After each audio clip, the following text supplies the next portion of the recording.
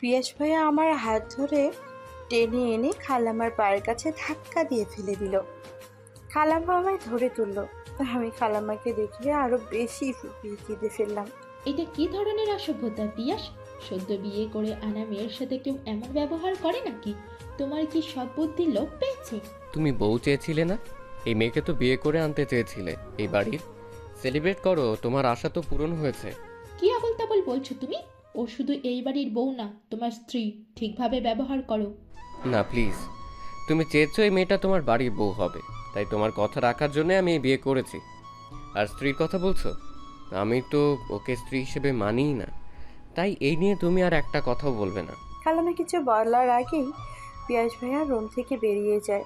আমি খালাম্মাকে জড়িয়ে ধরে কাঁদতে থাকি। খালাম্মা আমার মাথায় হাত বুলিয়ে আমার মুখ দু হাতে তুলে ধরেন।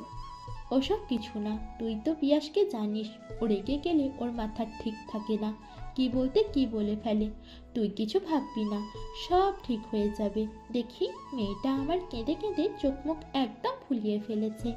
ওয়ার্ড্রপ থেকে একটা গাঢ় সবুজ রঙের শাড়ি আমার হাতে ধরিয়ে দিল। যা তো যা, গিয়ে ফ্রেশ হয়ে নে তাড়াতাড়ি। অনেক রাত হয়েছে, আমি সবার খাবার ব্যবস্থা করি। আমি আলো। কিছুক্ষণ আগে আমার বিয়ে হয়। আজকে সকালেও আমি জানতে পারিনি আজ আমার বিয়ে। প্রতিদিনের মতো আজও আমি ভার্সিটিতে গিয়েছিলাম। সারাদিন ভালোই কেটেছিল, তবে একটু অবাক হয়েছিলাম কারণ আজকে ভার্সিটিতে যাওয়ার পথে আর বাড়িতে ফেরার পথে পিয়াস ভাইয়াকে কোথাও আমি দেখিনি। বাড়িতে যখন আসলাম তখন আমাকে কিছু না জানিয়েই আমার ছোট আম্মা আমাকে শাড়ি গহনা পরিয়ে দিলেন। আমাকে হাত ধরে নিয়ে চলে গেলেন। যেখানে নিয়ে গেলেন সেখানে দেখলাম জায়গাটা কত সুন্দর ফুল দিয়ে সাজানো, চারিদিকে আলোর রোশনি। আর এক কোণে আমার ছোট আব্বু এক গাল হাসি নিয়ে দাঁড়িয়ে আছে। আমাকে জানানো হলো আজ আমার বিয়ে হবে। খুব রাগ হলো, আমাকে না জানিয়ে কেন বিয়ে দিচ্ছে। ছোট আম্মু যখন জানালো আমার বিয়ে পিয়াস ভাইয়ার সাথে হচ্ছে, তখন আমি নিজেকে শান্ত করলাম। কারণ আমার আব্বু আম্মু বেঁচে থাকলে আমাকে এই পিয়াস ভাইয়ের সাথে বিয়ে দিত। পিয়াস ভাইয়ার আম্মু আর আমার আম্মু বন্ধু হলেও ওদের সম্পর্ক বোনের মতো ছিল। ছোটবেলায় আমি তো পিয়াস ভাইয়ের বাড়িতেই থাকতাম। আমি জানি না আমি পিয়াস ভাইয়ের সাথে সংসার করতে পারবো কিনা। আমি খালাম্মার দেওয়া শাড়িটা পরে নিলাম, চুলগুলো ছেড়ে মুখে হালকা মেকআপ দিয়ে গহনাগুলো পরে নিলাম। দরজায় 3টে টোকা পড়তেই দেখি ভাবি আমার দিকে তাকিয়ে হাসছে। ভাবি এসে আমার চুলগুলো খোপা করে দিয়ে বেলি ফুলের মালা দিয়ে দিল। বাহ, আমাদের আলোকে তো আজ ভীষণ মিষ্টি লাগছে। পিয়াস তো মনে হয় তোমার দিক থেকে চোখ ফেরাতেই পারবে না। ভাবি আমার মুখটা ধরে বলল। আমি ভাবির থেকে সরে গেলাম। কিছু বলো না ভাবি। থাক, হয়েছে, আর লজ্জা পেতে হবে না। আসো, খেতে হবে তো নাকি? আমি আর কিছু না বলে ভাবির পিছু পিছু ডাইনিং টেবিলের কাছে গেলাম। পিয়াস ভাইয়াকে দেখলাম খেয়ে উঠে চলে গেল। এইবারে সব কিছুর সাথে আমার পরিচিত থাকলেও আজ কেমন যদি অচেনা অচেনা লাগছে। হয়তো আজ থেকে আমি এই বাড়ির বউ, তাই। আলো, কি ভাবছিস মা? আয়, বস। খালাম্মা আমাকে চেয়ারে বসালেন এবং নিজেও বসলেন। আমার পাশেই ভাবি বসলো। খাওয়া শেষে ভাবি আমাকে পিয়াস ভাইয়ের রুমে দিয়ে গেল। আগে যখন এই রুমে আসতাম তখন পিয়াস ভাইয়ের রুমটাতেই সারাক্ষণ থাকতাম। এই রুমটাকে নিজের বলে মনে হতো। এই রুমটাকে নিজের মনের মতো করে সাজাতাম। পিয়াস ভাই মাঝে মাঝে রেগে যেত, কারণ তার অনেক দরকারি কাগজপত্র আমি এলোমেলো করে দিতাম। তখন বকা দিলেও একটু ভয় পেতাম না, কিন্তু আজ কেমন যেন ভয় লাগছে, পিয়াস ভাইয়াকেও আর এই রুমটাকেও। কি রে তুই তুই এখানে কি করছিস? হঠাৎ এমন গম্ভীর আওয়াজে আমি দরজার দিকে তাকাতেই পিয়াস ভাইয়া দরজা লক করে দিয়ে আমার দিকে এগিয়ে আসছে। আমি বেশ ভয় পেয়ে যাই, দ্রুত বেড থেকে নেমে দাঁড়াই। পিয়াস ভাইয়া পুনরায় ঝাঁঝিয়ে ওঠে। কি হলো, শুনতে পাচ্ছিস না? তোকে কি জিজ্ঞাসা করছি আমি? জি ভাইয়া, আমাকে তো ভাবে দিয়ে গেল। আর তাছাড়া আমি আপনার রুম ছাড়া কোথায় থাকবো? তুই জাহান্নামে থাক, আমার রুম ছাড়া বাড়িতে আর কোনো রুম নেই। আগে যেই রুমে থাকতিস সেখানে গিয়েই থাকবি, বুঝেছিস? কিন্তু ভাইয়া, আমাদের তো বিয়ে হয়েছে, আমরা তো স্বামী স্ত্রী। এই রুমেই তো আমার থাকবো। মাথা নিচু করে চোখ বন্ধ করে ভয়ে ভয়ে কথাগুলো বলে পিয়াস ভাইয়ের দিকে তাকালাম। পিয়াস ভাই আমার হাতটাকে পেছনে মুচড়ে ধরলো। ও, বুঝলাম। তুই অধিকার ফলাতে এসেছিস, তাই তো? স্ত্রীর অধিকার ভালো করে মাথায় ঢুকিয়ে নে। আমি তোকে কখনো স্ত্রীর অধিকার দেব না। আমি নিজেকে ছাড়িয়ে নিয়ে পিয়াস ভাইয়াকে ধাক্কা দিয়ে সরিয়ে দিই। চিৎকার করে বললাম, কি শুধু তখন থেকে বলে চলেছেন আমাকে স্ত্রীর অধিকার দেবেন না, আমাকে স্ত্রী হিসেবে মানেন না। যদি স্ত্রীর অধিকার নাই দেবেন তাহলে বিয়ে কেন করেছেন? কেন করেছেন বলুন? আমার জীবনটা কেন নষ্ট করলেন আপনি? পিয়াস ভাইয়া আমার গালে সজোরে থাপ্পড় মারলে আমি পড়ে যেতে গেলেই আমার হাতটা ধরে নেয়, পেছনে মুচড়ে ধরে আমার গাল দুটো চেপে ধরে।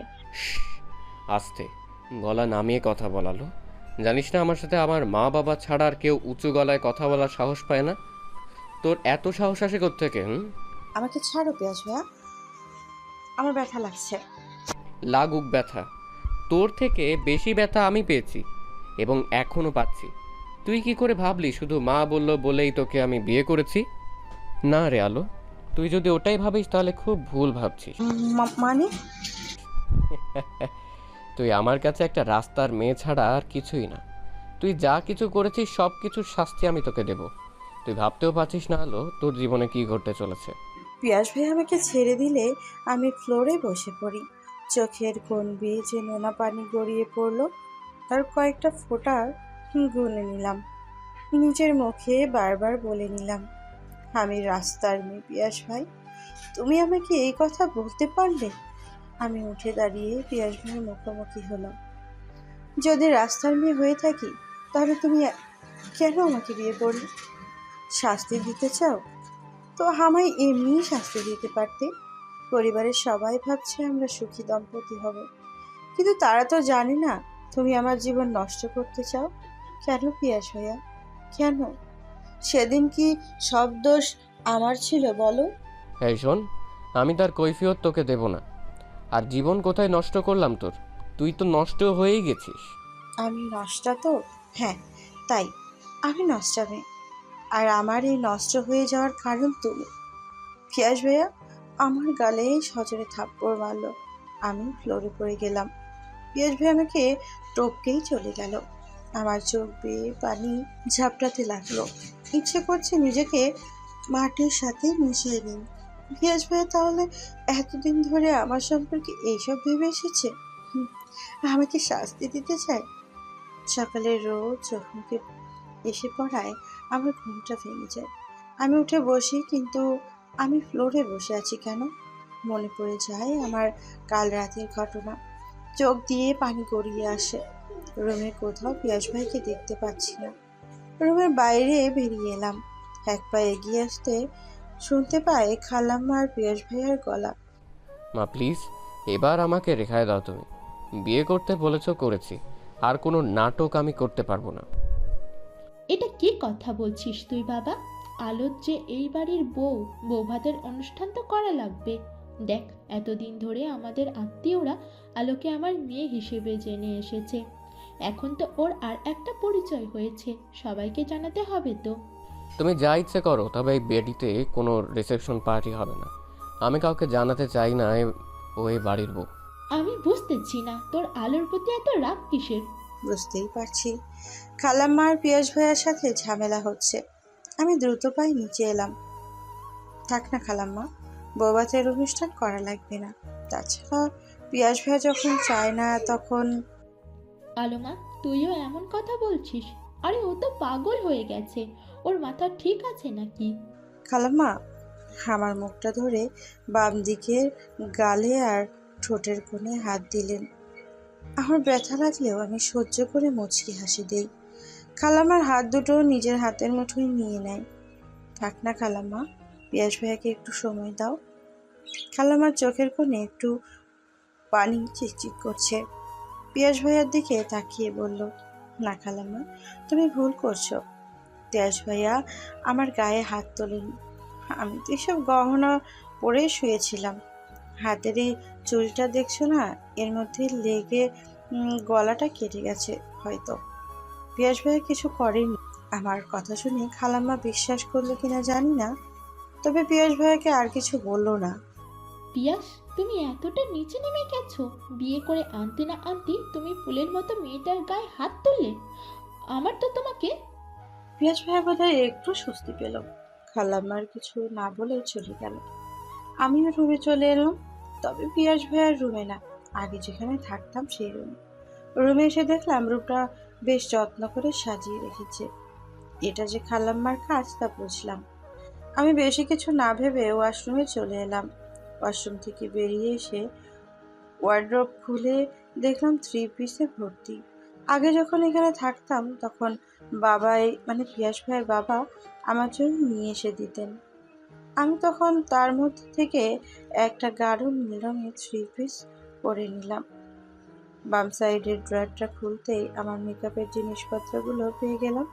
চোখে মোটা করে কাজল লাগালাম। গলাটা দেখে নিজেরই ভালো লাগছে না, তাই ওই জায়গাটা একটু কনসিলার দিয়ে ঢেকে দিলাম। ইস, যদি এই কনসিলার দিয়ে মনের দাগটা ঢাকা যেত। চুলগুলো এলো করে কানে গুজে পড়লাম। হাত ভর্তি নীল কাচের চুড়ি পরলাম। এই সেই চুড়ি পিয়াস ভাইয়া আমাকে পরিয়ে দিয়ে কপালের মাঝখানে ভালোবাসার পরশ এঁকে দিয়েছিল। তখন ভাবলে গায়ে কাটা দেয়।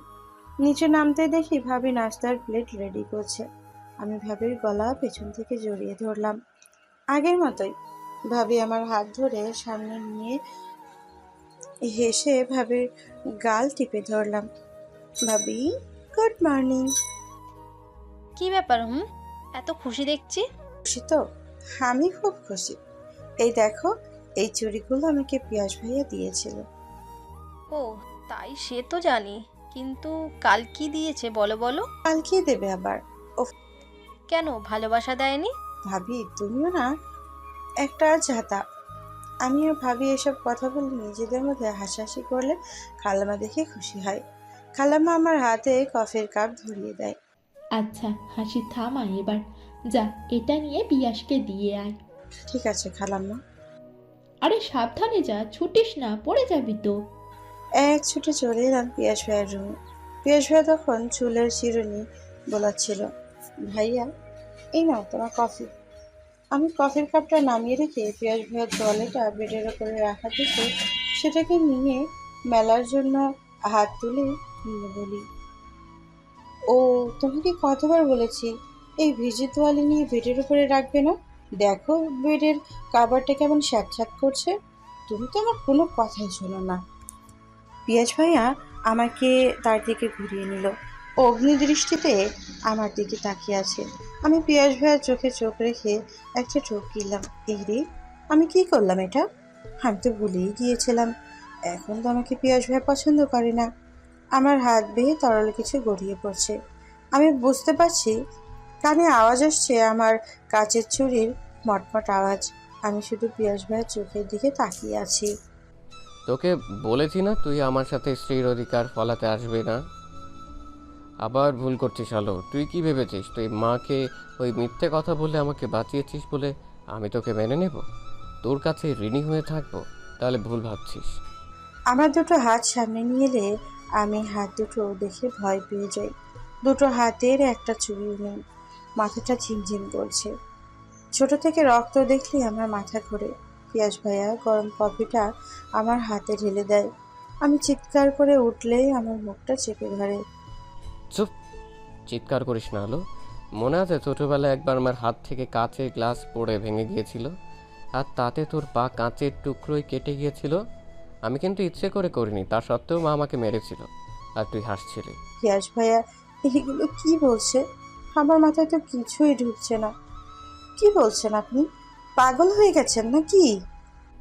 আমি পাগল হয়ে গেছি।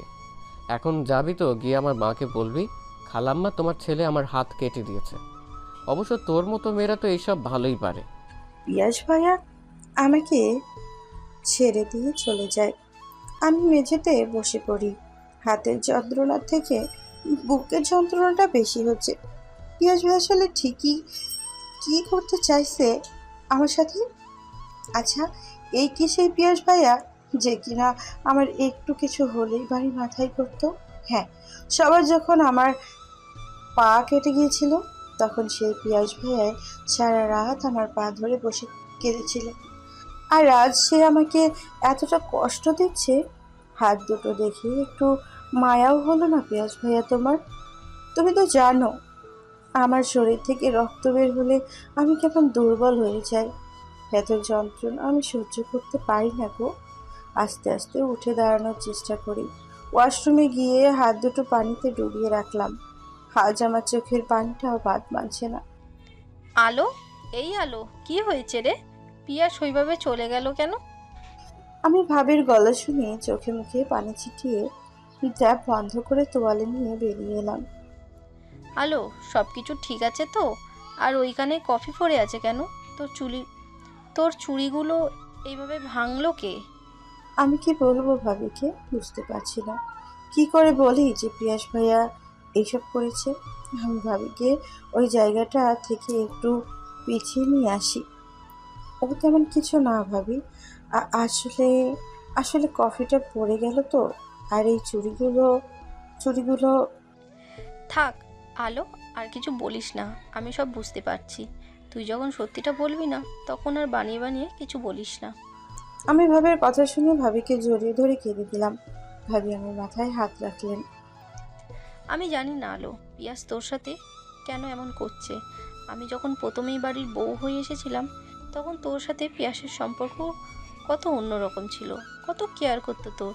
আর এখন বিশেষ করে লাস্ট 3টে মাস ওর কি হয়েছে আমি কিছুই বুঝতেছি না। আমিও কিছু জানি না ভাবি, কিচ্ছু জানি না। পিয়াস ভাইয়া তো আমাকে সহ্যই করতে পারছে না এখন। আচ্ছা, আর কাঁদিস না, নিচে চল, নাস্তা করবি। ভাবি, ভাবি তুমি আমাকে কথা দাও, এখন এই ব্যাপারটা তুমি খালাম্মাকে কিচ্ছু জানাবে না, বলো। ঠিক আছে, জানাবো না। ভাবির সাথে নিচে আসলাম। আমি কি আর ভাবিকে দেখে খালাম্মা এগিয়ে এলেন। কই ছিলি তোরা? আয় নাস্তা শুরু কর। আমার হাত ধরে চেয়ারে বসালেন, আমার প্লেটে খাবার তুলে দিলেন। এই নে আলো, তোর পছন্দের ছিট রুটি বানিয়েছি। আজকে তোকে আমি নিজের হাতে খাওয়াবো। হুম, আলোকেই খাওয়াবো, আমি তো কেউ না। খালাম্মা আমার পাশে চেয়ার টেনে বসলেন। ভাবি অভিমানী সুরে এভাবে বলতে খালাম্মা মুচকি হাসি দিয়ে আমাদের দুজনকেই খাওয়াচ্ছেন। খুব খারাপ লাগছে রে, কোনো অনুষ্ঠান করতে পারলাম না।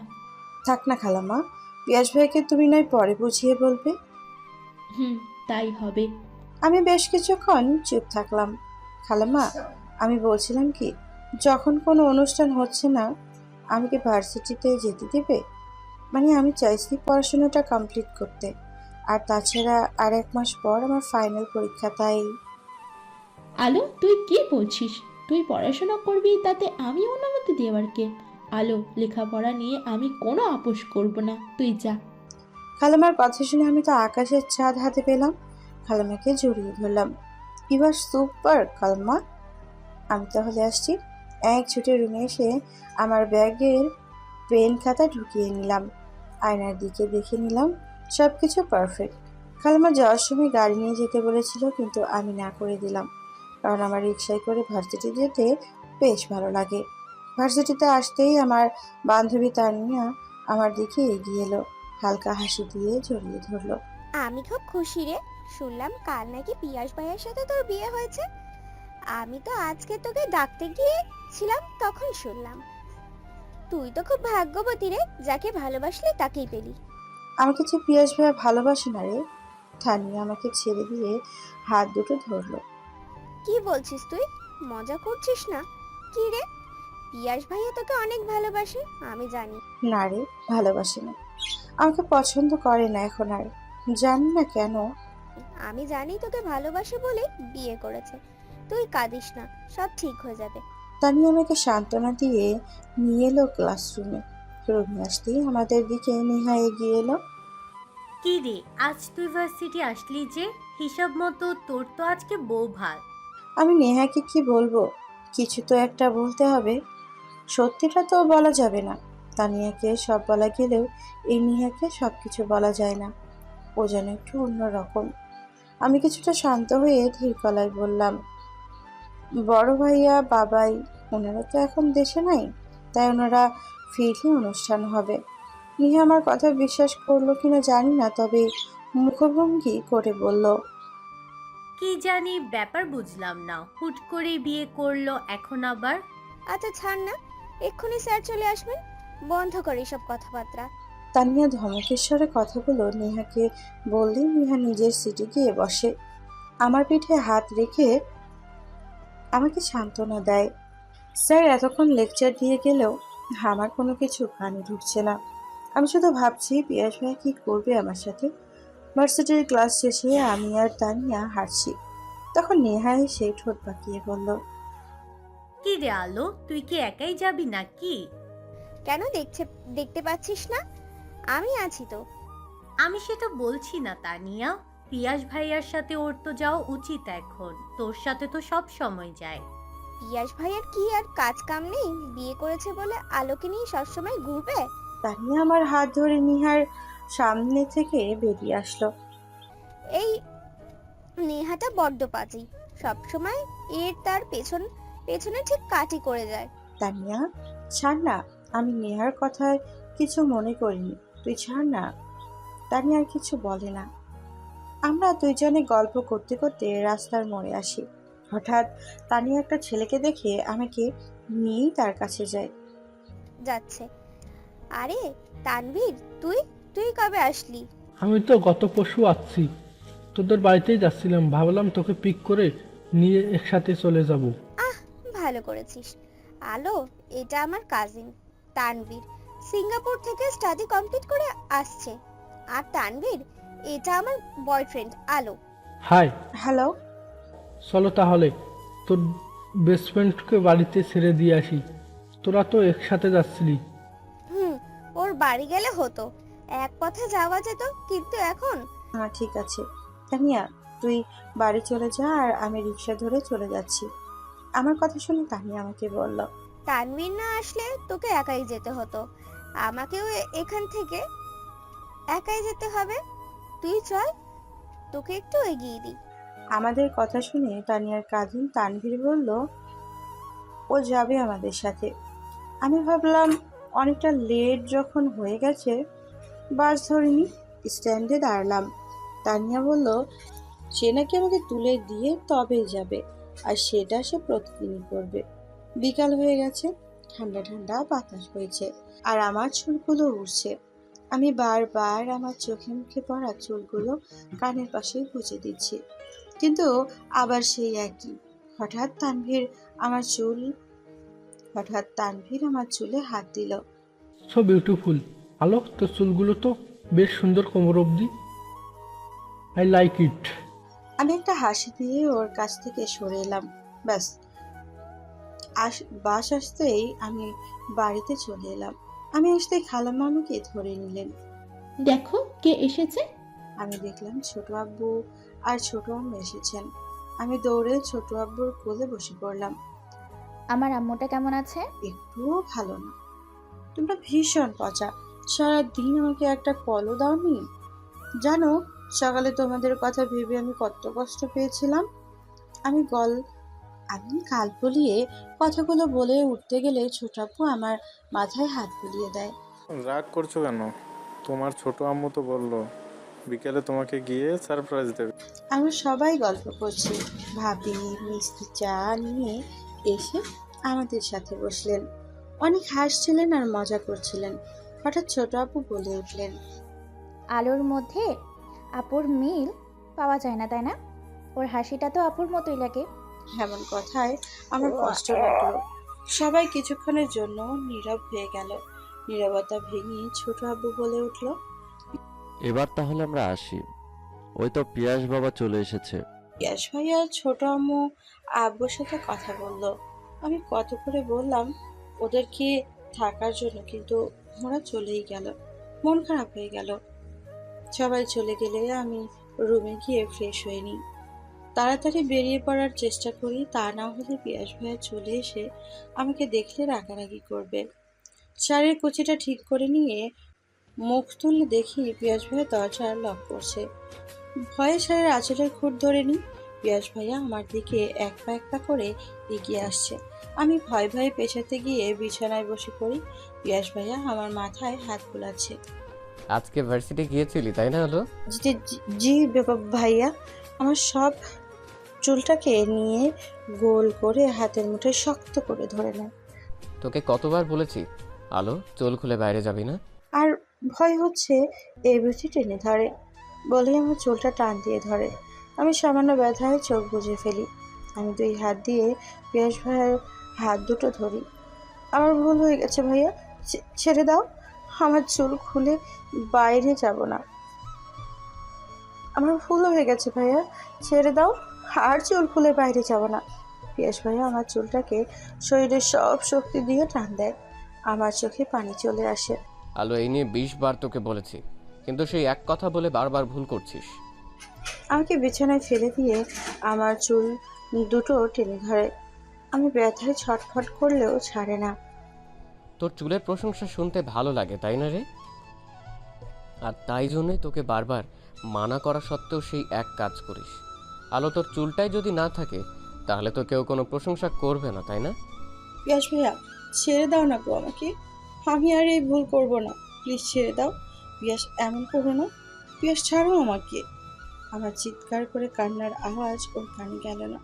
আমার হাজার কাকুতি শুনল না। চোখের পানিও তার মন গলাতে পারল না। চিৎকার করতে করতে একটা সময় ফুপাতে শুরু করলাম। পিয়াস ভাই আমার চুলেতে এলোমেলো কাঁচি চালিয়ে 5 মিনিট পর কাঁচি ফেলে দিয়ে আমাকে টেনে তুললো। আমার মুখের উপরে পড়া চুলগুলো কানের পাশে গুজে দিয়ে আয়নার সামনে নিয়ে গেল। আমার মুখের ওপর পড়া চুলগুলো কানের পাশে গুজে দিয়ে আয়নার সামনে নিয়ে গিয়ে দাঁড় করালো। ঝাপসা চোখে দেখতে লাগলাম চুলটা আমার ছোট হয়ে কাঁধের কাছে এসে ঠেকেছে। আরো বেশি কান্নায় ভেঙে পড়লাম। পিয়াস ভাইয়া আমার চিবুকটা উঁচু করে ধরলো। Alo, you are looking gorgeous, look like angel, baby don't cry. এবার আমাকে তার দিকে ঘুরিয়ে নিল। বৃদ্ধাঙ্গুল দিয়ে 2 চোখের পানি মুছে দিয়ে জড়িয়ে ধরলো। আমি এবার ফুপাতে শুরু করলাম। শোন, কারোর অধিকার নেই তোকে দেখার। ওই ছেলেটা তোর চুল স্পর্শ করেছে তাই না রে? অধিকার নেই তবু অধিকার দেখিয়েছে। তোর সব কিছু স্পর্শ করার অধিকার আমার। You know that, so stop crying. আমাকে ধাক্কা দিয়ে ফ্লোরে ফেলে চলে যায়। আমি বসে পড়ি, চিৎকার করে কাঁদি। 2 হাতে আমার কেটে যাওয়া চুলগুলো তুলে নিই।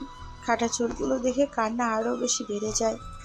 এই কি সেই পিয়াস ভাইয়া যার কাছে নিজের চুল কাটার অনুমতি নিতে হতো? আকাশটা মেঘলা, একটু পর বোধহয় বৃষ্টি নামবে। এক ছুটে ছাদে চলে আসি।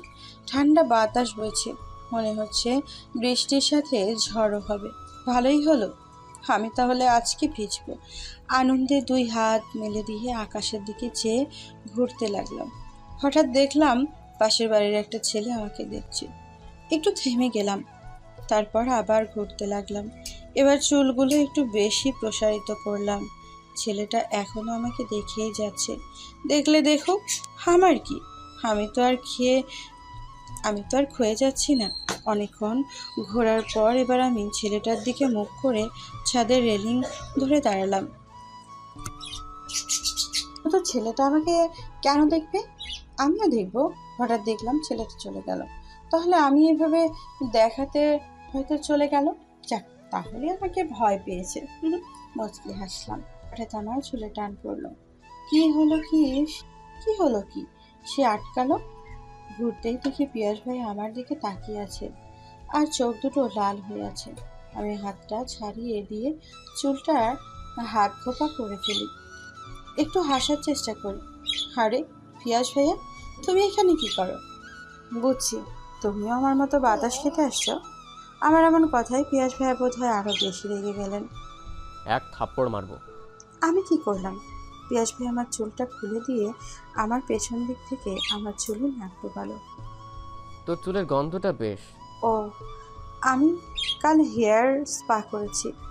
পিয়াস ভাই আমাকে ছেড়ে দিয়ে আমার হাতটা চেপে ধরলো। আউচ! পিয়াস ভাইয়া, ব্যথা পাচ্ছি তো। ওই ছেলেটা তোকে দেখছিল কেন? আমি কি জানি, ভালো লাগছিল তাই দেখছিলাম। থাপড়ে তোমার গাল লাল করে দেবো, ফাজিল মেয়ে কোথাকার। এই কথা বলেই পিয়াস ভাইয়া পুনরায় আমার চুলে মারতে ভালো। আমি চাই না তোকে কেউ দেখুক, তোকে দেখার অধিকার শুধু আমার, বুঝছিস? তুই কেন বুঝিস না আলো? আমি তোকে তোকে আমি পিয়াস ভাইয়া আমাকে ছেড়ে দিয়ে চলে যেতে গেলে আমি হাতটা ধরে নিই। আমি কি বলো? কিছু না। এই শোন, তোর চুলটা খুব সুন্দর, চুল খুলে কখনো বাইরের ছাদে কোথাও যাবি না। আর কি যেন বলছিলে? হেয়ার স্পা, পার্লারে যাবি না একদম। তুই চুলে যা কিছু মাখবি আমায় বলবি, আমি তোকে এনে দেবো। পিয়াস ভাইয়া একদমই কথাগুলো বলে থামলো। আমার তো সব মাথার উপর দিয়ে গেল, তবু আনমনে বলে ফেললাম, কিন্তু পিয়াস ভাইয়া, আমার তো ইচ্ছে ছিল চুলটাকে কেটে একটা স্টাইলিশ লুক দেওয়ার। আমার কথা শুনে পিয়াস ভাইয়া এক প্রকার ঝাঁঝিয়ে উঠলেন। আলো, আমার কথার অবাধ্য হবি না বলে দিলাম। আমি যা বলছি তাই করবি। তুই এই চুল গুটিয়ে রাখবি, কাটবি না, বুঝলি? তোর লম্বা চুল আমার দারুণ লাগে। তুই তো আমার কেশবতী কন্যা রে। পিয়াস ভাইয়ার কথা শুনে আমি হাসলাম ঠিকই, কিন্তু বুকের ভেতরটা কেমন করে উঠল। না, না, এ আমার পিয়াস ভাইয়া হতেই পারে না। আমার পিয়াস ভাইয়া এই কাজ করতেই পারে না। আমার চুলগুলো কেটে দিয়েছে পিয়াস ভাইয়া। আমার চুলগুলো কোলের উপর সমস্ত কাটা চুলের টুকরোগুলো তুলে নিলাম, বিছানার সাথে মাথাটা হেলান দিয়ে রাখলাম। চোখ ঝাঁপিয়ে শুধু পানি গড়িয়ে পড়ছে। কেন জানি এখনো আমি বিশ্বাস করতে পারছি না লম্বা চুলটা এত ছোট হয়ে গেছে। সারা শরীর যেন অবশ হয়ে আসছে। হঠাৎ দরজা বন্ধ করার আওয়াজ শুনে তাকালাম। পিয়াস ভাইয়াকে দেখি আমার ঘৃণা লাগছে। মানুষটাকে আর দেখতে ইচ্ছে করছে না। তুই এখানে বসে আছিস যে? আমি পিয়াস ভাইয়াকে আপাদমস্তক দেখে মুখটা অন্যদিকে করে নিই। কথা কানে যাচ্ছে না তোর? আমি নীরব থাকি, কিছু বলি না। বেশ কিছুক্ষণ পিয়াস ভাই আমাকে দেখতে থাকে, আমার হাতটাকে শক্ত করে ধরে টেনে তোলে। কানে কি তুলো গুজে রেখেছিস নাকি? আমি তোকে কিছু জিজ্ঞেস করছি আলো। 1 ঘন্টা হতে চললো, তুই এখনো ঠায় বসে আছিস। আমার হাতটা ছেড়ে দিলে আমি একটু চলে যাই। কাঁদিও না, ফোপাইও না, শুধু চোখের কোণে বেয়ে পানি গড়িয়ে আসছে। পিয়াস ভাইয়ের দিকে তাকাই না, দৃষ্টি অন্যদিকে স্থির রাখি। আমার হাত দুটো ধরে ঝাঁকাতে লাগলো। ওই নাটক করছিস, নাটক? আরে তুই কথা বলছিস না কেন? পিয়াস ভাই চিৎকার করে কথাগুলো বলে আমার গাল দুটো চেপে ধরে। কষ্ট হচ্ছে না তোর? খুব কষ্ট হচ্ছে বুঝি? কোথায় কষ্ট হচ্ছে তোর? আমাকে বল, বল না আমাকে। তোর কষ্ট আমি দূর করে দেব। পিয়াস ভাইয়ের কথাগুলো বলছে আর আমার শরীরে এমনভাবে হাত দিচ্ছে যে আমি এবার আর স্থির হয়ে থাকতে পারলাম না। পিয়াস ভাইয়াকে ধাক্কা দিয়ে সরিয়ে দিলাম। কেন এমন করলে? কেন? আমার চুল কেটে দিয়ে কি লাভ হলো তোমার? বলো, বলো না, কেন এমন করলে? চিৎকার করে কথাগুলো বলে কাঁদতে কাঁদতে ফ্লোরে বসে পড়লাম। পিয়াস ভাই আমার চুলটা শক্ত করে ধরলো। মেরে ফেলো, আমাকে মেরে ফেলো না আমায়। নাও, 2 হাতে গলা টিপে শেষ করে দাও আমায়। পিয়াস ভাইয়ের হাত দুটো ধরে নিজের গলায় চেপে ধরলাম। চিৎকার করতে করতে কাশি শুরু হয়ে গেল আমার। পিয়াস ভাই আমাকে ধাক্কা মারতে আমি একটু ছিটকে সরে গেলাম। এই কি করেছি আমি তোর? কি করেছি? সামান্য চুল কেটেছি। এটা তোমার কাছে সামান্য কিছু হতে পারে, কিন্তু এটা আমার মতো মেয়ের কাছে অসামান্য জিনিস। পৃথিবীর প্রত্যেকটা নারীর চুলটাই তার অলংকার। নারী জাতির কেশেতেই বেশ। আজকে তুমি আমার চুল কেটে আমার সম্মানে আঘাত করেছো, প্রতিটা নারী জাতিকে অপমান করেছো। তোমার মা, আর বলতে পারলাম না, গালে সজোরে থাপ্পড় পড়ে গেল। আমাকে চুলের মুঠি ধরে তুলে পিয়াস ভাইয়া এক হাতে চুলের মুঠি আর এক হাতে গাল চেপে ধরলো।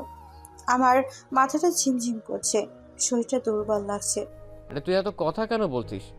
আরে আমি তো তোর চুলটাই কেটেছি। আজ কেটেছি, কাল বড় হয়ে যাবে। কিন্তু আমার বুকের ভিতরের যন্ত্রণাটা, হ্যাঁ বল। আরে বল না, আমার সাথে যা কিছু করেছিস, আমার বিশ্বাস ভেঙেছিস, এত সহজে কি করে ছাড়ি তোকে? সব হিসাব বরাবর করব, চিন্তা করিস না, বুঝেছিস? আমাকে ছেড়ে দিয়ে দরজা খুলে দেয়। ওই অনেক হয়েছে, এবার আমাকে শান্তিতে একটু ঘুমোতে দে। নে চল, বেরিয়ে যা আমার রুম থেকে। আমি চোখের পানি মুছে নিয়ে বেরোতে যাচ্ছি। চল বেরো। ওই দাঁড়া, আমার রুমটা পরিষ্কার করে দিয়ে তো যা। এসব আবর্জনাগুলো উঠিয়ে নিয়ে যা। আমি হাঁটু মুড়ে বসে ফোপাতে ফোপাতে শাড়ির আঁচলের মধ্যে চুলের টুকরোগুলো তুলে নিয়ে বেরিয়ে আসি। নিজের রুমে এসে দরজা বন্ধ করে বিছানার মাঝখানে বসি। চুলের টুকরোগুলো হাত বুলিয়ে দেখতে থাকি। খুব কষ্ট হচ্ছে এই সময়। আমার আম্মুকে কাছে পেতে ইচ্ছে করছে। ও আম্মু, তুমি আমার চুলে আর তেল মাখতে পারবে না, দেখো না দেখো। আচ্ছা, আমার আম্মুর মতো তোরাও কি আমাকে ছেড়ে গেলি? বেশ, তোদের প্রতি আর মায়া দেখাবো না। যা, চলে যা তোরা, সবাই চলে যা। কাউকে চাই না আমি, কাউকে না। আমি বিছানা থেকে নেমে পড়লাম। রাগে দুঃখে চুলের টুকরোগুলোকে জানালা দিয়ে ফেলে দিলাম। সকাল হলে ঝাঁট দিয়ে চলে যাব আবর্জনার স্তূপে। গ্রিল ধরে দাঁড়িয়ে আছি ল্যাম্পপোস্টের আলো পড়ার ফাঁকে রাস্তাটায়। অনুভব করছি আমার ঠোঁটটা যেন কেউ কেটে দিচ্ছে। যন্ত্রণায় ছটফট করছি, চোখের কোণ দিয়ে পানি গড়িয়ে পড়ছে। আমি একটুও নড়তে পারছি না। চোখ খুলে চমকে যায় আমি। পিয়াস ভাইয়া আমার ওপর নিজের শরীরের ভার ছেড়ে দিয়েছে। আমার ঠোঁট দুটো নিজের ঠোঁটের নিয়ন্ত্রণে রেখেছে। যন্ত্রণায় আমি ছটফট করছি, কারণ পিয়াস ভাইয়া আমার ঠোঁটটা কামড়ে ধরেছে। অনেকক্ষণ পর আমি মুক্তি পেলাম। আমার ঠোঁট ছেড়ে দিলেও আমার উপরে থেকে সরল না। গলায় একের পর এক গভীর চুমু দিচ্ছে। আমার সারা শরীরে শিহরণ হয়ে গেল। আমি আমার হাতের মুঠোয় পিয়াস ভাইয়ার মাথার চুল ধরে নিলাম। পিয়াস ভাইয়া কামড় বসালো। আমি আর পারলাম না, চিৎকার করে উঠলাম। কিন্তু পিয়াস ভাইয়া আমাকে ছাড়লো না। গলায় 3-4টে কামড় দিয়ে আমাকে ছেড়ে উঠে বসলো। কি করছিলে? পাগল হয়ে গেছো নাকি? আমি কথাটা বলে ঠোঁটে হাত দিয়ে দেখছি রক্ত। পিয়াস ভাইয়া আমার মুখের কাছে মুখ নিয়ে আসলো। হিসিয়ে গলায় বলে উঠল, কাউকে জানাবি না যেন তোর চুল আমি কেটেছি, মেরে ফেলবো তোকে আমি। পিয়াস ভাইয়া কথাগুলো বলে চলে যায়। আমি বিছানার চাদর খামচে ধরি, মাথায় ঢুকছে না কিছু। পিয়াস ভাইয়ার মাথায় কি চলছে? এত ভয়ঙ্কর হয়ে গেল কেন পিয়াস ভাইয়া? ঘুম ভাঙলে আমি রুমটা দেখে চমকে উঠি। এই রুমে তো আমি কাল ছিলাম না। এটা তো পিয়াস ভাইয়ার রুম। চারিদিকে চোখ বুলিয়ে দেখতে দেখতে চোখ যায় পিয়াস ভাইয়ার দিকে। পিয়াস ভাইয়ের তোয়ালে দিয়ে মাথা মুছতে মুছতে ওয়াশরুম থেকে বেরিয়ে আসছে। আমার কেন জানি ভয় করছে। আমি পা গুটিয়ে বসি। পিয়াস ভাই আমার কাছে চলে এসছে। আমি কালকে রাতের কথা ভেবে আরো বেশি ভয় পাই। চোখ বন্ধ করে নিই। 7-8 সেকেন্ড পর চোখ খুলতে দেখি পিয়াস ভাই আমার সামনে নেই। আমি আর এক মুহূর্ত দেরি না করে ওয়াশরুমে চলে আসি। একটা লম্বা শাওয়ার নিয়ে বেরিয়ে আসি। তোয়ালে দিয়ে চুলের পানি মুছতে গেলে মনে পড়ে যায় কাল রাতের ঘটনা। চোখটা ঝাপসা হয়ে আসছে। ড্রামা কুইন, 5 মিনিটের মধ্যে নিচে আয়, আর বেশি দেরি হলে তোর খবর আছে। গম্ভীর গলায় কথাগুলো বলে পিয়াস ভাই চলে গেল। আমি তোয়ালেটা রেখে চুলে চিরুনি করতে গেলে ঠোঁটটা দেখে চমকে উঠি। ঠোঁটটা লাল হয়ে আছে, কামড়ানোর দাগ স্পষ্ট। গলাতেও লাল কামড়ের দাগ। ইস, কি করি এখন? এই অবস্থায় তো কারোর সামনে যেতেও পারবো না। ভার্সিটিতে তো দূরে, ভাবি খালাম্মাদের সামনেই বা যাবো কি করে? আমাকে কিছু একটা করতে হবে। আইডিয়া! কনসিলার আর লিপস্টিক দিয়ে ঢেকে নিই। ওয়ার্ড্রোব খুলতে গেলে মনে পড়ে যায় এই রুমে তো আমার কোনো মেকআপের জিনিস নেই। কি আর করব, এমন জায়গায় দাগ চুল দিয়ে তো ঢাকতে পারবো না। এদিকে পিয়াস ভাই 5 মিনিটের মধ্যে যেতে বলল। গুটি গুটি পায়ে মুখ নিচু করে সিঁড়ি দিয়ে নিচে নামলাম। সামান্য মুখটা তুলে দেখি খালাম্মা আমাকে দেখে হাসছেন। পিয়াস ভাইয়া আমার কোমর জড়িয়ে ধরল। আমি অনেকটা অবাক হয়ে তাকিয়ে রইলাম। পিয়াস ভাইয়ের হলোটা কি? আজ হঠাৎ এমন ভুল বদল? পিয়াস ভাইয়ের গলা ঝেড়ে আমি পিয়াস ভাইয়ের থেকে চোখ সরিয়ে নিলাম। হ্যালো, চল মার কাছ থেকে সালাম নিয়ে আমাদের নতুন জীবন শুরু। আমার মাথায় তো বাজ পড়ার মতো অবস্থা। আমি স্বপ্ন দেখছি না কি? আমি কি এখনো ঘুমাচ্ছি? খালাম্মা আমাদের দিকে এগিয়ে এলেন। পিয়াস ভাইয়া আর আমি খালাম্মাকে সালাম করলাম। খালাম্মা আমাদের দুজনের মাথায় হাত বুলিয়ে কপালে চুমু দিলেন। তোমরা সুখী হও, অনেক সুখী। আমি এটাই চেয়েছিলাম। করে মা, আলোকে আমি আর কোনো কষ্ট পেতে দেব না। ওকে আমি অনেক সুখে রাখবো। আমি তো একটার পর একটা শখ খাচ্ছি। কি হচ্ছে এগুলো?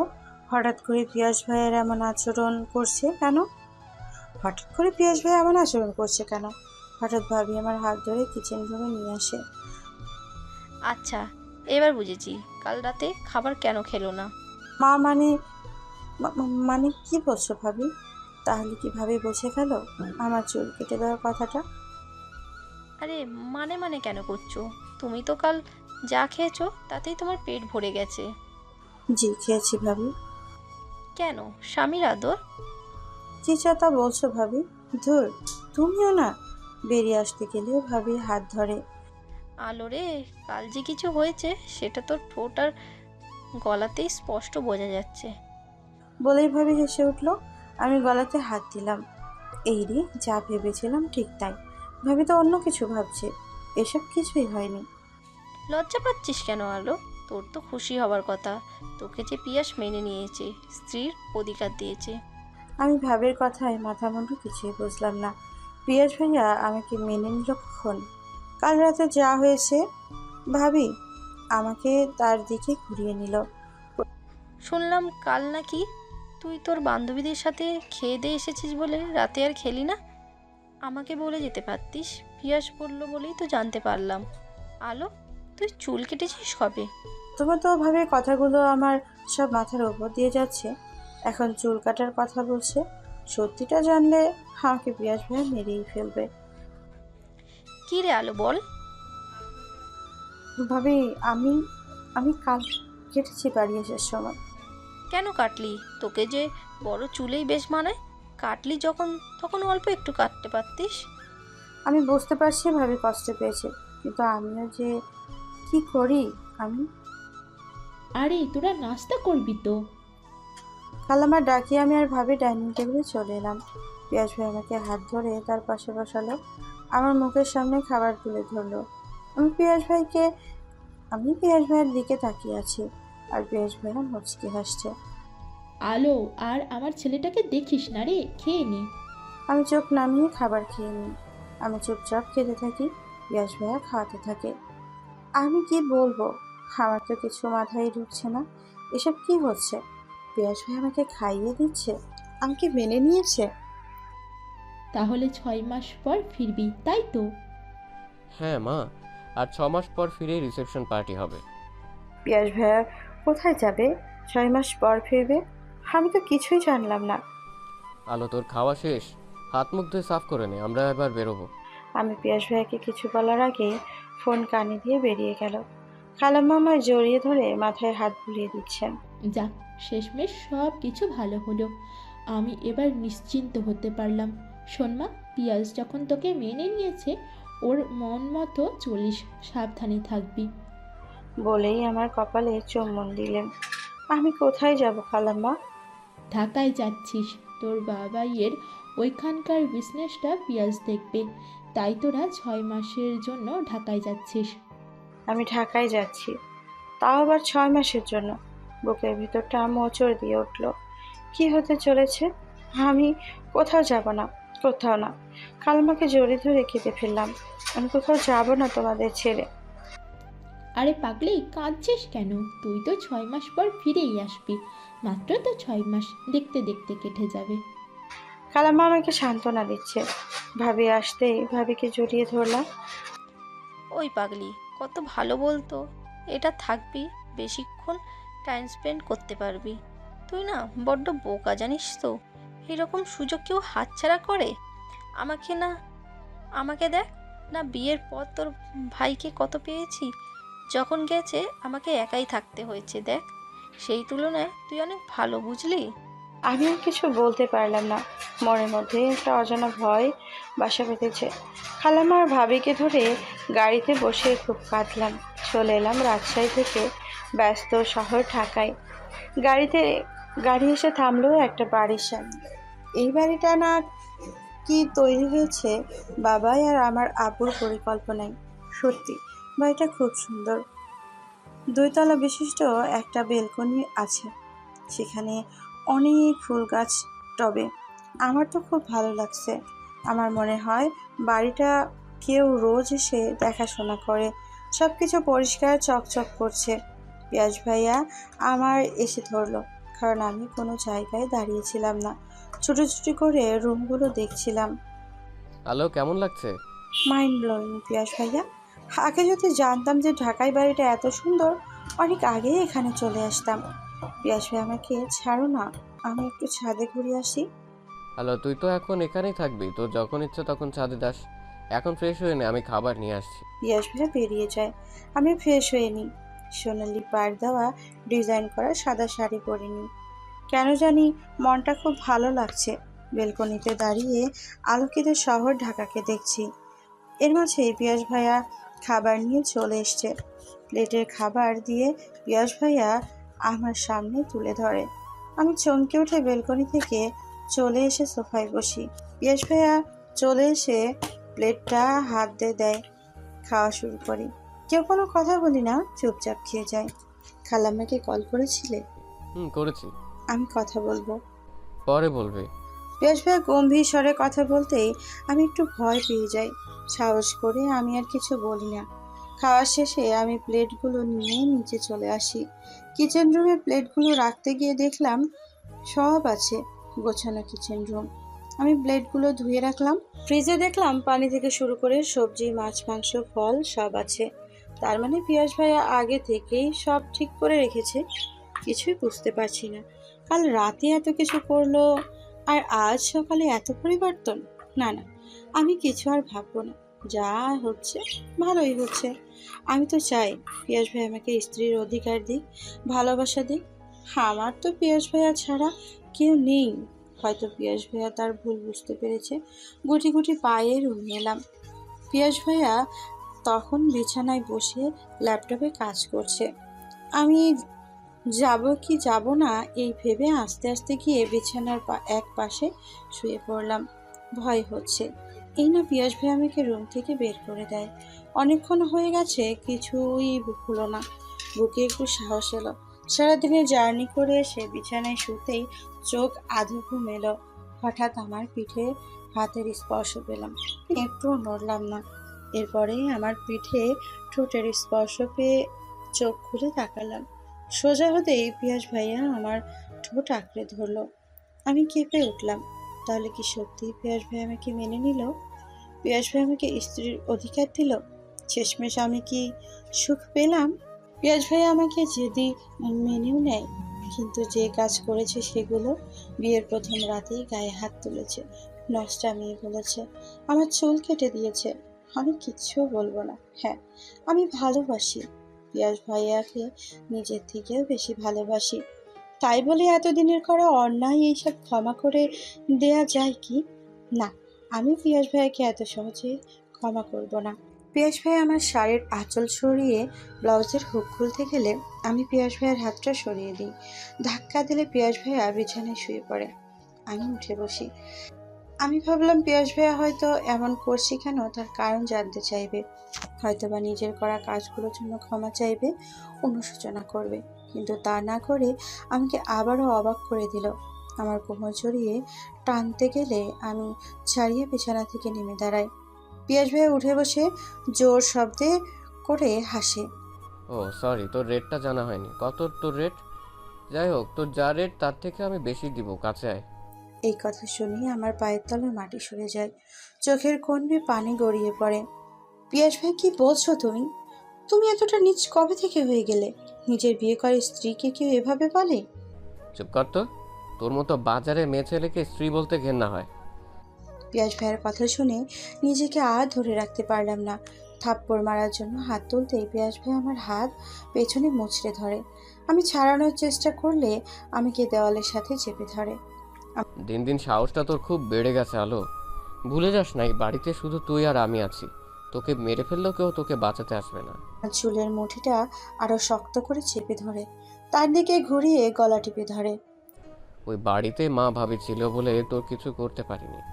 আমি তোর এমন অবস্থা করব যে তোর মতো কাজ কেউ করতে চাইলে তোর কথা ভেবে ভয় পাবে। আমাদের মান সম্মান ধুলোয় মিশিয়ে দিয়েছিস। আরে মা ভাবি তোকে এত ভালোবাসে, তোর পরিবার, আর তুই শেষে কিনাচ্ছিস। এই তোকে ধরতেও আমার ঘেন্না হয়, বুঝেছিস? আমাকে ছেড়ে দিলে আমি ফ্লোরে লুটিয়ে পড়ি।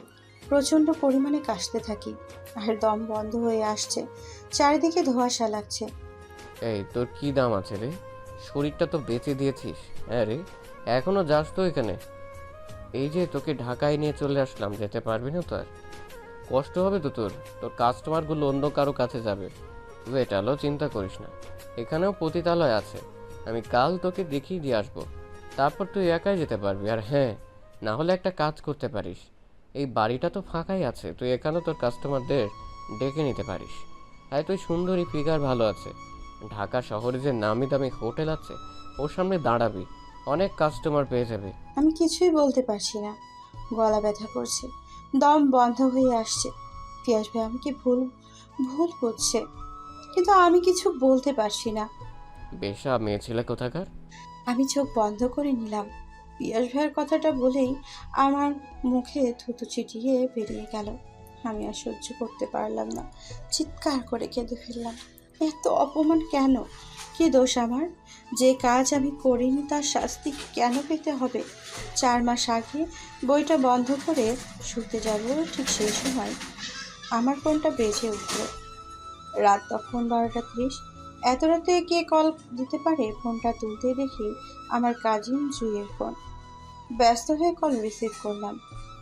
হ্যালো বলতেই ওর কান্নার শব্দ পেলাম। জুই, কি হয়েছে তোর? কাঁদছিস কেন? বাড়িতে কোনো বিপদ হয়েছে নাকি? ছোট আব্বুর কিছু হয়েছে নাকি? আপু, আপু, আমার সব শেষ রে, আমার সব শেষ। আমি আর কাউকে মুখ দেখাতে পারবো না। কি বলছিস তুই? কি হয়েছে খুলে বল আমায়। আচ্ছা ঠিক আছে, কিন্তু তার আগে লাইনটা কেটে দিল। ইচ্ছে করছে এক্ষুনি বাড়ি চলে যাই, কিন্তু সবাই ঘুমাচ্ছে, আর যদি যাই বলতে তো পারবো না সত্যিটা। তার থেকে বরং কাল সকালেই যাই। অস্থিরতার সাথে কাটলো রাতটা। সকালে উঠে খালাম্মাকে বললাম ছোট আম্মুর জন্য মন কেমন করছে, তাই চলে যাব। গেটের বাইরে এসে রিক্সা ধরবো, পিয়াস ভাইয়া আমার সামনে এসে দাঁড়ায়। আলো, 10 মিনিট দে, আমি তোকে বাড়িতে দিয়ে আসছি। না ভাইয়া, বাড়িতে তো যাব, তোমাকে যেতে হবে না, আমি গিয়ে তোমাকে কল দিব। গাড়িতে চলে আসি। বাড়ি চলে আসলাম। বেল টিপতে জুই দরজা খুলে দিল। আমি কিছু বলতে যাব, ও আমাকে হাত ধরে রুমে নিয়ে এলো। ওর চোখ মুখ দেখে বুঝতে পারছি ও সারা রাত কেঁদেছে। আমাকে দেখে জড়িয়ে কিছুক্ষণ কাঁদলো, আমিও কেঁদে দিলাম। জানি না ওর মনে কি ঝড় চলছে, তবুও কেঁদে যদি একটু হালকা হয় তাহলে তাই হোক না। কিছুক্ষণ পর আমাকে ছেড়ে দিয়ে হাত দিয়ে পানি মুছে নিল, নিজে থেকে বলা শুরু করলো। তুই কাল সকালেই বাড়ি চলে আয়, আর আমার কসম তুই কাউকে কিছু জানাবি না। আপু, আমি আশিক নামের এক ছেলের সাথে রিলেশনে জড়িয়ে পড়েছি। ও আমার ক্লাসমেট। আমি প্রথম থেকেই ওর প্রতি একটু দুর্বল। জানো তো আপু, ও আমাদের ভার্সিটির সব মেয়ের ক্রাশ। ও নিজে থেকে আমাকে প্রপোজ করে, আমি না করতে পারিনি, রিলেশনে জড়িয়ে পড়ি। জানো আপু, আমি যে ওর সাথে প্রেম করি সেটা আমার ক্লাসের কিছু মেয়েরা সহ্য করতে পারতো না। তারা পেছনে অনেক কথা বলতো, আবার কিছু মেয়ের সামনে এসে বলতো আমি তো স্মার্ট না, আবার ভাগ্য ভালো তাই আশিকের মতো ছেলের সাথে প্রেম করতে পারছি। ওরা সব সময় আমাকে বেহেনচি বলতো, খুব কষ্ট হতো। আমি আশিককে এইসব ব্যাপারে বললে বলতো আমি তো খুব সুন্দরী, তাই ওরা জেলাস ফিল করে। ভালোই চলছিল আপু, জানো, আমার অনেক কেয়ার করতো। আমি তখন সুখের জোয়ারে ভাসছিলাম, বুঝতে পারিনি এরপর কি হতে চলেছে। একদিন সকালে আশিক কল দিয়ে বলল বিকালে রেডি থাকতে, আমাকে নিয়ে বেরোবে। আমি ওর সাথে বিকালে বেরিয়ে পড়লাম। ও আমাকে একটা কফি ক্যাফেতে নিয়ে গেল। সেদিন ওকে কেমন জানি লাগছিল, বারবার আমার শরীরে এমনভাবে টাচ করছিল, আমার ভালো লাগছিল না। বারবার আমার বুকে হাত দিচ্ছিল, কোমরে হাত দিচ্ছিল। আমি মানা করতে আমাকে রেখে একাই চলে গেল। আমি কান্না করতে করতে বাড়ি চলে আসি। পরের দিন ভার্সিটি থেকে এলেও আমাকে ইগনোর করে, ফোন করলে ফোন ধরে না, SMS এর রিপ্লাই দেয় না। এইভাবে এক সপ্তাহ কাটার পর ভার্সিটির সবাই বলছে আশিক আমাকে ছেড়ে অন্য মেয়ের সাথে রিলেশন করছে। খুব কষ্ট হলো, ছুটে চলে গেলাম আশিকের বাড়িতে। আশিক বাবা মায়ের একমাত্র ছেলে। কিছুদিন হলো ওর বাবা মা সিলেট গেছে, তাই জেনেই আমি যাই। আমি যেতেও আমাকে তাড়িয়ে দিতে চায়। ও বলে আমার মতো বেহিঞ্জির সাথে রিলেশন রাখবে না। আমি কাঁদতে কাঁদতে ওর পায়ে পড়ে গেলাম, ভিক্ষা চাইলাম ওর ভালোবাসা। ও আমাকে বললো আমি ওর জন্য কী করতে পারি। আমি বললাম ও যা বলবে তাই। ও আমার শরীরটা চাইলো, জানো আপু, আমার শরীরটা। আমি প্রথমে বললাম এসব ঠিক না। ও বলল তাহলে ও আমার সাথে রিলেশন কন্টিনিউ করতে পারবে না। আর এটাও বলল এখন এমন কোনো কাপড় নেই যারা কিছুই করেনি। আমি রিলেশন টিকিয়ে রাখতে আমার সর্বোচ্চ বিলিয়ে দেই। জুই এবার থামলো, ওর চোখের কোণ বেয়ে নোনা পানি গড়িয়ে এলো। আমিও তখন ওর কথা শুনছিলাম। এবার আমার বুকের ভেতরটা মোচড় দিল। ওর হাত ধরে বললাম, তুই তাহলে তুই কি প্রেগনেন্ট? ও আবার শান্ত কণ্ঠে বলা শুরু করলো, না আপু, সেদিন আমাদের মাঝে প্রোটেকশন ছিল। ও যদি রিলেশন ব্রেক করে দিত তাহলে তো আমি বেঁচে যেতাম। ওর কাছে আমাদের সেদিনের ফিজিক্যালি ইন্টিমেট হওয়ার ভিডিও আছে। এখন যদি ওর কথা মতো না চলে এটাও ভাইরাল করে দেবে। আমি অবাক হয়ে বলি, কি চাইছে এখনো? ও চাই আমি নিষিদ্ধ গলিতে গিয়ে শরীর বেঁচে আসি। আজকে রাত 9টায় আমাকে টাইম দিয়েছে, আমাকে যেতে হবে। এই কথা শুনি আমার পায়ের তলার মাটি সরে গেল। জুইকে নিজের দিকে ফিরিয়ে নিলাম। তুই এসব কি বলছিস? আর তোকে এরকম একটা জায়গায় নিয়ে ওই কাজ কেন করতে হবে? এটা কি ধরনের ব্ল্যাকমেল? আপু, ওর নাকি অনেক টাকার দরকার। ওর বাবা মা টাকা দেবে না বলেছে, তাই আমাকে এই কাজ করতে হবে। টাকার প্রয়োজন? কত টাকা দরকার? ওকে তুই টাকা দিয়ে দে। আমি তো প্রথমে বলেছিলাম, কিন্তু যেই দাম বলেছে দিতে পারবো না। কত?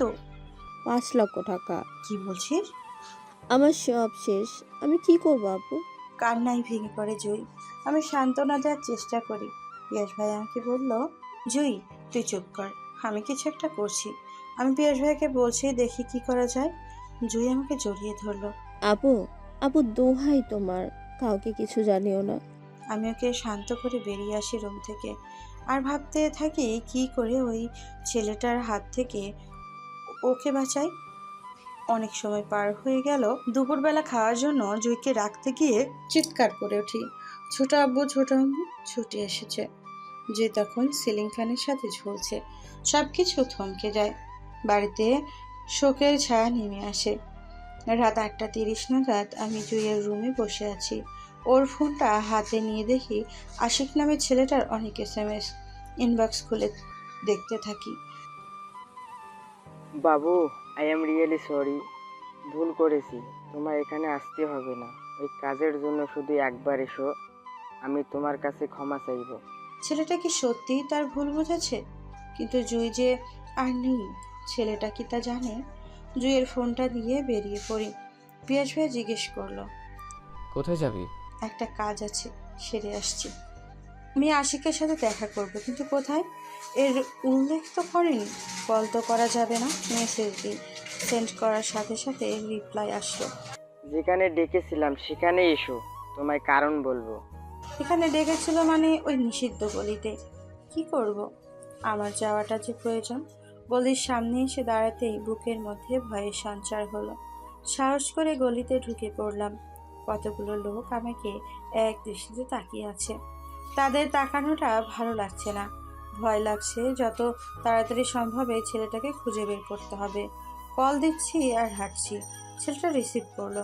আমি কিছু বলার আগে সে বলল, আমার সোজা যে সিঁড়িটা দেখা যাচ্ছে, ওই সোজা উঠে আসো। লাইনটা কাট হয়ে গেল। সিঁড়ি দিয়ে উঠতে একটা রুম অন্ধকার দেখতে পাই। ফোনের ফ্ল্যাশ লাইট অন করার আগেই আমার হাত মুখ কেউ বেঁধে দেয়। চিৎকার করতে পারি না। আমাকে ফেলে দিলে আমি কিছুর ওপর পড়ে যাই। সঙ্গে সঙ্গে রুমের লাইট জ্বলে ওঠে। আমার সামনে দাঁড়িয়ে 5 জন পুরুষ আর একজন মহিলা খুব হাসছে। অল্প বয়সী পুরুষটাকে দেখে বুঝতে পারি এটাই সেই আশিক, স্মার্ট হ্যান্ডসাম। মহিলাটা আশিকের একটা টাকার বান্ডিল ধরিয়ে দেয়। আজকে তুই যেটা চেয়েছিলি তার থেকেও বেশি দিলাম। খাসা মাল আছে, কাস্টমার অনেক দাম দিবে। মাসি, তুমি কোনো চিন্তা করো না, আরও নিয়ে আসবো। তুমিও খুশি, আমিও খুশি। আশিক চলে যায়। ও একটুও বুঝতে পারলো না আমি জুই না। আমি ভেবেছিলাম ও হয়তো সত্যিই ওর ভুল বুঝতে পেরেছে। জুইয়ের মৃত্যুর কথা ওকে জানাতে এসেছিলাম। তার মানে এই ছেলেটা অনেকদিন ধরে এই নোংরা কাজের সঙ্গে সংযুক্ত আছে। জুইকে বিক্রি করে দিত। ওহ গড, আমি এখন কি করব? আমি যে ফেঁসে গেছি। এখান থেকে বাঁচবো কি করে? আমি আমার হাত আর মুখ খুলে দেই। ওই মহিলাটি, আরে কেউ এত জোরে বাঁধে নাকি? হাত দুটো যে লাল হয়ে গেছে। আহারে, আমার কেন জানি ওই মহিলার কথা শুনে একটু সাহস হলো। আমি ওনার হাত দুটো ধরে কেঁদে ফেলি। মাসি, আমাকে যেতে দিন, আমি বাড়ি যাব। কি বাড়ি যাবে? আরে এটাই তো তোর বাড়ি রে, তোকে যে আমি কিনে এনেছি। প্লিজ, আমি আপনার পায়ে পড়ি, যেতে দিন আমাকে। শোন, এখানে একবার এলে আর বের হওয়া যায় না রে। এইসব কান্না বন্ধ কর আর কাজে লেগে পড়। লঘুতার মহিলাটি বলেই বেরিয়ে যায়। আমি কি করব এবার? হ্যাঁ, কি করব? আমার ফোনটা কোথায়? ফোনটা নেই। ফ্লোরে বসে পড়ি। আমি শেষ। কি হবে আমার? না, আমি এত সহজে হার মানব না। আমি এখন থেকে বের হয়ে যাব। দরজা ধাক্কাতে লাগলাম, কিন্তু কেউ খুললো না। কাঁদতে কাঁদতে দরজায় হেলান দিয়ে বসে পড়লাম। চোখ খুলে দেখি আমি ফ্লোরে শুয়ে আছি। দ্রুত উঠে দাঁড়ালাম। দরজায় বারবার কয়েকবার ধাক্কা দিলাম। ছুটে চলে গেলাম দরজার কাছে। দরজাটা খুলতেই সকালের মিষ্টি রোদটা আমার মুখে এসে পড়ল। না, যেভাবেই হোক আমাকে বেরোতে হবে। দরজা আবার ধাক্কা দিলাম। বেশ কয়েকবার ধাক্কা দেওয়াতে কেউ একজন দরজাটা খুলে দিল। একটা মেয়ে এগিয়ে এলো। তাকে দেখে কিছু বলতে যাব, তার আগেই সে আমার হাতে একটা চাবি ধরিয়ে দিল। এই নে চাবিটা ধর, ওই দেখ আলমারি, ওখানে সব কিছু জিনিস পেয়ে যাবি। তৈরি হয়ে নিচে আয়। মেয়েটি চলে যায়। এটাই সুযোগ। এই সুযোগ কাজে লাগাতে হবে। একবার নিচে যেতে পারলেই দৌড়ে চলে যাব। দরজাটা তো খোলাই আছে। আর এই মুহূর্তে দেরি না করে সিঁড়ি বেয়ে নিচে নামলাম। সোজা ছুটতে লাগলাম, কিন্তু এ কি, কোনটা দিয়ে এসেছি সেটাই তো আর খুঁজে পাচ্ছি না। এক জায়গায় দাঁড়িয়ে ছুটতে গেলেই কেউ আমার হাত ধরে টেনে নিয়ে গিয়ে ফেলে দেয় কারোর পায়ের কাছে। মুখ তুলে দেখি সেই মহিলা আমার গাল দুটো চেপে ধরে। পালানোর চেষ্টা করছিলি? তোকে বললাম না এখানে একবার এলে আর বেরোনো যায় না। আমি হাত জোর করছি আপনার কাছে, আমাকে ছেড়ে দিন। কান্না করতে থাকি। একটা মেয়ে এসে আমাকে ধরে। ওকে নিয়ে গিয়ে তোদের মতো সাজিয়ে দে, কিছুক্ষণ পর কাস্টমার এসে যাবে, দাম উঠবে অনেক। মেয়েটা আমাকে এক প্রকার জোর করেই টেনে নিয়ে গেল। আমি তার কাছে হাত জোর করে পায়ে পড়ে গেলাম। আপু, এখান থেকে যেতে দিন, আমি এসব কাজ করব না, আমাকে মুক্তি দিন। কেঁদে লাভ নেই, তুই কেঁদে কেঁদে মরে গেলেও তোরে কেউ বাঁচাবে না। এখানে যখন আয়সা পড়ছস তখন তোরও শরীর বিলাতে হইব। কথাগুলো বলি মেয়েটা আমাকে জোর করেই একটা পাতলা ফিনফিনে শাড়ি পরিয়ে আমাকে বসিয়ে দেয়। আর শোন, তোর কাম হইল বাবুদের খুশি করা, যত খুশি করতে পারবি তত দাম পাবি। মেয়েটা চলে যায়।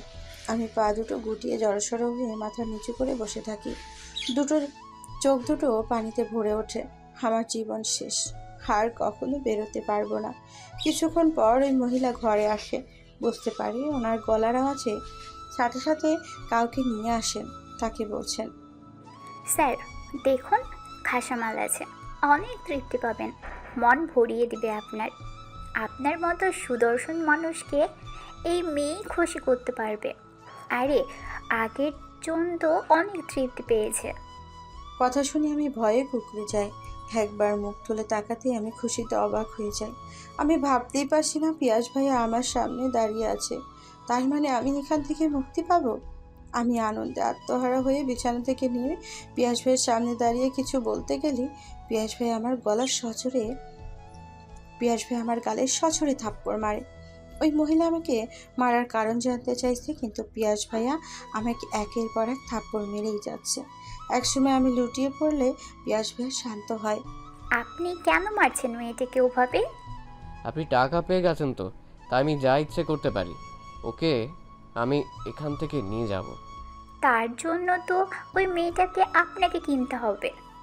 এই কার্ডের ঠিকানায় কাউকে পাঠিয়ে দেবেন, টাকা পেয়ে যাবেন। পিয়াস ভাই আমাকে তুলে নিয়ে বেরিয়ে আসে। গাড়ির ভেতরে ছুঁড়ে ফেলে আমি জ্ঞান হারাই। চোখ মেরে তাকাতে দুই হাত দিয়ে চোখ কচলিয়ে পুনরায় তাকায়। আমি একটা রুমে আছি, কিন্তু এই রুমটা যে বাড়ির কোনো রুম নয় একটু হলেও বুঝতে পারছি। উঠে বসতেই মাথাটা ভারী লাগলো। চারিদিকটা চোখ বুলিয়ে দেখতে লাগলাম। আমি একটা হোটেলের রুমে আছি। হঠাৎ পিয়াস ভাইয়ের চোখে চোখ পড়ে যায়। পিয়াস ভাইয়া সোফায় বসে মুখ দিয়ে সিগারেটের ধোঁয়া বের করছে। আমি বিছানা থেকে নেমে টলমলে পায়ে পিয়াস ভাইয়ার দিকে এগিয়ে যাই। ফ্লোরে বসে পড়ি। পিয়াস ভাইয়ের পায়ের মাথা দিয়ে ফুপিয়ে কেঁদে উঠি। আমি তো ভেবেছিলাম আমি আর কখনো ওখান থেকে বেরোতে পারবো না। আমার খুব কষ্ট হচ্ছিল। ওখানকার লোকগুলো কি বাজেভাবে তাকাচ্ছিল আমার দিকে। জানো পিয়ুষ ভাইয়া, ওই ওই আশিক বলে ছেলেটা, ও আর কিছু বলতে পারলাম না। তাই পিয়াস ভাই আমাকে পা দিয়ে ধাক্কা মারলো। আমি ছিটকে পড়ে গেলাম। পিয়াস ভাইয়া আমাকে চুলের মুঠে ধরে তুলে বিছানায় ছুঁড়ে ফেললো। সিগারেটটা ফেলে দিয়ে পায়ে মারিয়ে আমার কাছে